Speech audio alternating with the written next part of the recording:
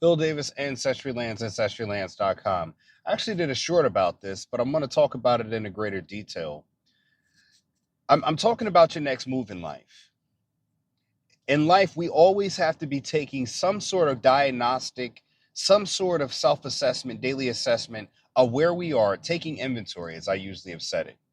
You've got to take inventory in your life and make sure that you're looking at your finances, where you are, and make sure that your vision and direction are aligned. You cannot have vision that is in the opposite direction of where you're headed. You can't walk towards in south and think you're going to head north. You're not going in the right direction. A lot of people are stuck in their visions, are stuck in their ideas, and have not put it into application. And that's someone who sits around and has great ideas but never puts anything in motion. They could have a great idea that you think can be monetized, can be pushed forward, but if people do not take action and do not put any physical motion into play, an idea is just a dream. It's just a vision. So again, in life, you've got to make sure that you are looking and taking inventory and assessing, am I still going in the right direction? Am I still going towards the outcome which I'm looking for in life? Am I still trying to achieve what I set out to achieve? Or do I need to alter my vision? And a lot of people will not do that because they're holding on to a dream. In life, if you're going to school and you're going towards a certain degree of study, but you find out along the way that that degree may not be as profitable as you want, do you have to go back to school, or did you take enough credits to be able to laterally move? That's where you have a plan A and a plan B. A lot of people don't have a plan B. They put all their birds and eggs into one basket and they expect that to just work. And when it doesn't work, they crumble because they don't have a plan B they can switch to. I told my kids this the other day.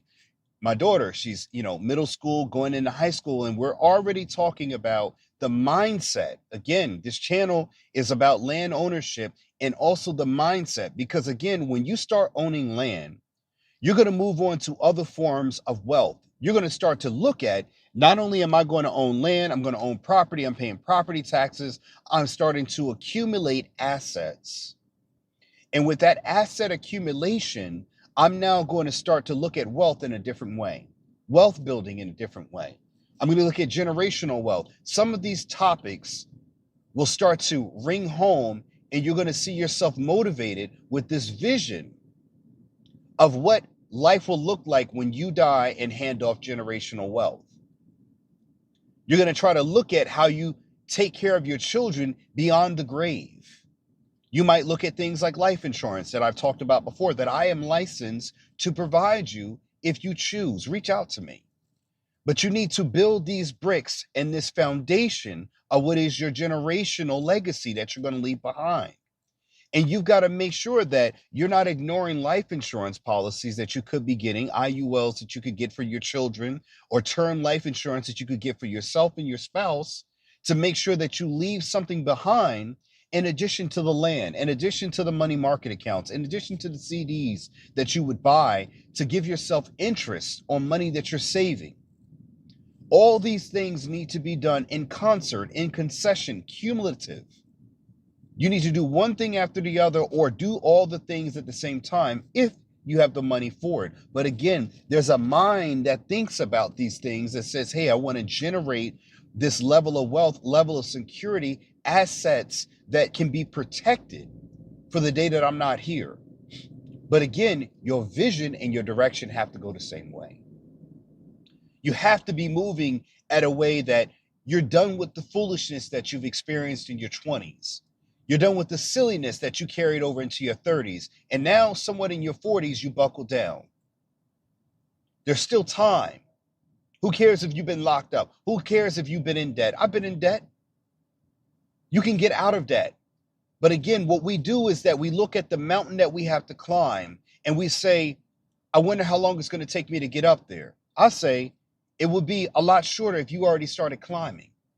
If you already started moving, instead of worrying about the distance, you calculate what you need for the journey and you start the walking.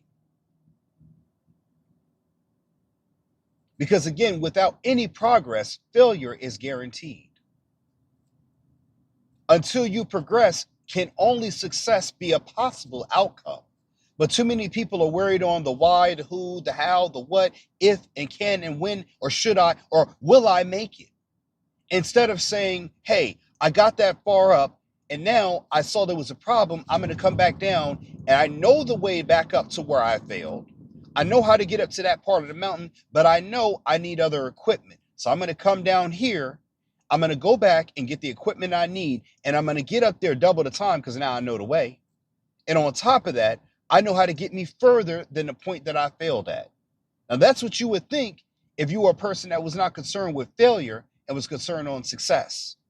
And when you do fail, you look at that as a learning experience to propel you forward to not making the same mistake twice, which means you've learned. But again, we only have one life to get it right. And in the end, we have one life to get it right. And the thing you need to get right is how you're building outcomes which you're not sure you're going to be successful in. If you don't get a life insurance policy, well, then you know if you don't have one, you can't leave that life insurance money. If you don't get your kids IULs, then you know that your kids cannot build the same way they would if they had the IUL that you would have gotten if they never had it. If you didn't own land, you would not be able to say, I'm going to leave these properties behind to my children so they can leverage that land and say, hey, when I go to a bank and I look at mortgage, I don't also have just my credit. I don't also have a down payment. I also have other collateral in the form of real estate, which, again, I don't have to build on it. I can sell it. I can use as other sources of income, just like I do, to make sure that I'm overqualified for the money that I need, that I have collateral, that when I say I want the best rate, I can get the best rate because I've got the credit score, I've got the down payment, and I've got land as a collateral should I need to offer that up to sweeten the deal so that way I don't pay the interest in the long run. If I want interest paid, I want interest paid to me. I don't want to pay it to the bank. And you use land as that ownership, that deed of ownership, as a way to bargain with the banks to say, hey, I've got something else to offer that most people don't have: property ownership. And because I've had an IUL that my parents got me, imagine if your parents got it, I've got other forms of income that I can use to throw in on my down payment. Thus, it lowers my overall financial commitment in the form of that mortgage.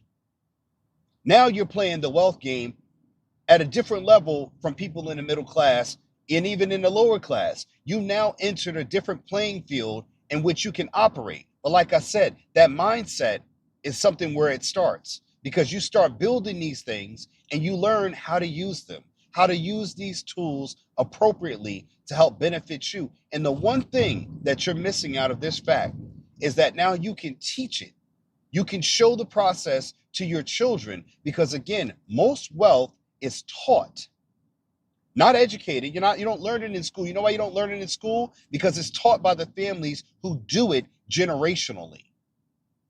They're going to talk about it around the dinner table. They're going to talk about it in the confines of their home, because again, wealth is meant to be kept, not distributed out to everyone else. It's only kept within the family. So wealth building secrets, tools, and tips are being taught within the family.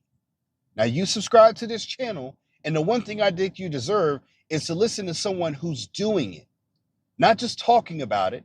I've got the CDs.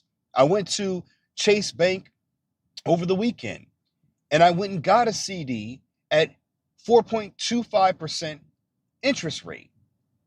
And again, my money was sitting in my bank account, and I'm looking at the interest rates and I'm saying 0.2%. This isn't doing anything for me. Yeah, I have money invested in stocks, bonds, and other form of things like that. But again, you have money sitting in your savings account for a reason. And it might be money that you don't want to invest, that you might need readily. But if it's sitting in there and you could store away some money for 3 months at a time, why not gain interest on that money?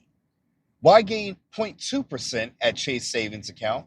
And why not gain 4%? Because you could invest it into a CD. Now, that's just the one thing that I've done.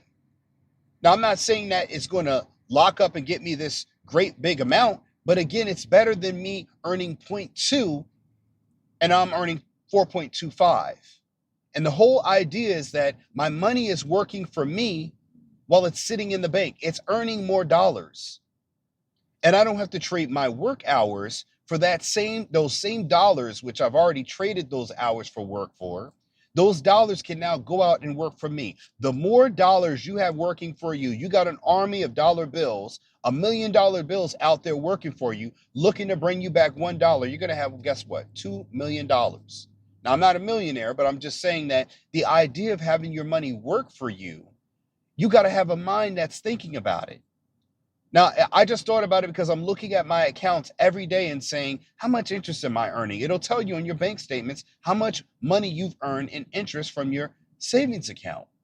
And you got to look at ways to use investment tools to your advantage for your situation to make your money work for you. But again, you need to have the mindset that I'm going to put down the Netflix. I'm going to tell my wife or my girlfriend at that date, hold on, and I'm going to spend some time taking inventory of my finances and my life. Because 5 years from now, if you had to meet yourself 5 years, you want to make sure that person thanks you, gives you a handshake, gives you a hug and a kiss and say, thanks for thinking of me 5 years from now. Instead of them saying, man, I wish you didn't waste that time and waste that money because now my life is harder. Your future you should thank you for what you planned for today. And if they didn't, if they want to punch you in the face, that means you're not doing things right. So again, make sure your vision and your direction are in the same place. Phil Davis, Ancestry Lands. Don't forget, my book is on Amazon, Getting Dollars from Dirt, A Beginner's Guide to Vacant Land Investing. You don't have to buy a property from me. Buy my book. Put some knowledge in your brain. See if that doesn't change your mindset. If you want private coaching, I offer that too. Life insurance policy. I'm a full one-stop shop. I do it all. You know why? Because that's what I've done for my family, and that's the same thing I want to do for you. Caring is much more than just sitting here and having you watching a video. Caring is making sure that I have the tools, not just land, not just mindset, not just properties to give you, not just selling you a course. I want to actually sell you a pathway for you and your family to have wealth long term. And it starts here with this video. Make sure you like, share, subscribe. My book, Getting Dollars from Dirt, is on Amazon. The link is in the description section below. Make sure you share this video. Thanks for watching. I'm Phil Davis. I hope you've been educated, enlightened, entertained. Make sure to comment below. I'll see you in the next one. Peace. Are you confused with today's real estate market? With high interest rates and overpriced housing, it can be hard to find something to own at the right price. Available on Amazon, Getting Dollars from Dirt by author Philip H. Davis is a game-changing book that invites you to embark on a thrilling exploration of this often overlooked asset class. This book is your roadmap to unlocking the secrets of vacant land investment. Inside these pages, you will uncover the transformative power of vacant land as a wealth-building tool. Discover how to spot promising properties, assess their true value, and capitalize on market trends. From understanding zoning and permits to leveraging financing strategies, you'll gain the knowledge and confidence to make savvy investment decisions. With each page you turn, you'll gain a deeper understanding of the profound impact your investments can have on the world around you. Getting Dollars from Dirt is not just a guidebook, it's a call to action. Whether you're a seasoned investor or a curious novice, this book will empower you to tap into the immense potential of vacant land and embark on a journey toward financial freedom and a brighter future.